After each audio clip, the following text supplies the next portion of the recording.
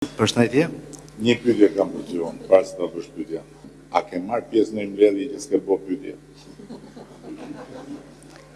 Unë jam krenar që...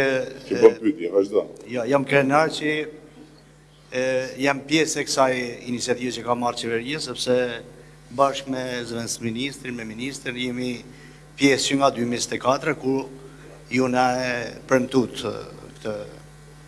Atë kjo si paket është shumë e mirë, mund të them është produkti më i mirë që ka nxjerrë qeveria, sepse ka disa shtesa për sa i përket imobiliarëve, ka disa shtesa që janë të shumë të mira.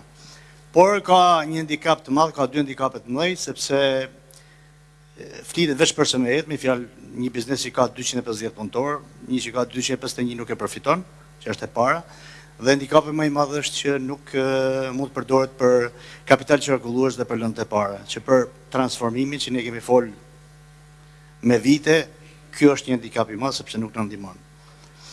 Atëherë, nëse kjo do ishte një situatë normale, normalisht që është një mekanizëm fantastik. Por duke pas parasysh situatën që është manufaktura, kur rënja është me 2 shifra, muajin e kaluar ishte 14%, e vend në vështirësi shumë biznesin që të shkojë me ardhje, që të shkojë me investu. Kjo ka veç një faktor që më bëhet qefi, se jemi gjithë bashkë si me guvernator, me ministrin, ka veç një emërus të përbashkë, është euro. Ne kemi një rënje nga 3 vitet e fundit gati 33%. Sipas dënëve të bankës janë 5 miliardë euro jashtë kontrollit bankave, dhe mund të shkosh në çdo pikë, në çdo market, ti shkon me bledh me euro dhe thot ne e marrim me kaq. Unë mendoj që këto ndikojnë. Kështu që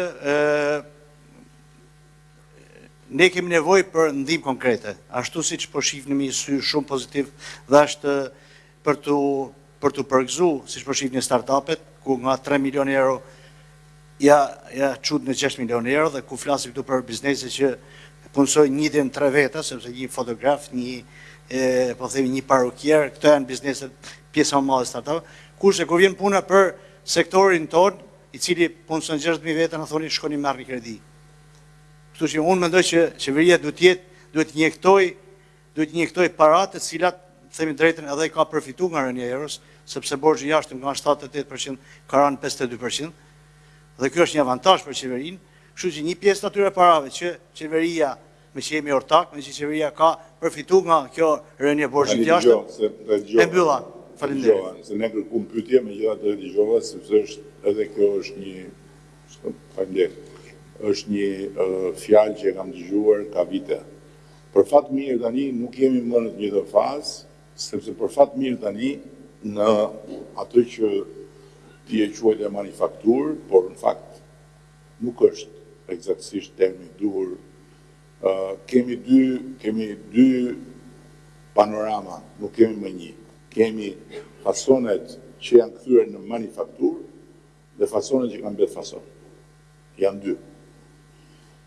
Tani të kërkosh që të ndalësh kohën me subvencione dhe me injeksione të cilat janë vetëm për të zgjatur agonin, është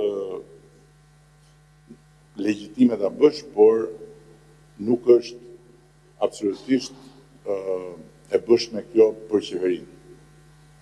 Qeveria nuk mund të ndihmojë ndaljen e kohës dhe nuk mund të harxojë asnjë qindark nga taksat e qytetarëve për realitete që koha i ka lënë mbrapa. Dhe e thash që në fillim, që kur këtë gjë e thosha në momentet e para kur ky fakt filloi të bëj i dukshëm, ndeshesha me shumë reagime negative, sepse akoma nuk ishte bërë ndarja. Ndërkohë që sot ne kemi ndarje. Kemi fasone që janë kthyer në manufakturë dhe që nuk kanë më probleme të tilla.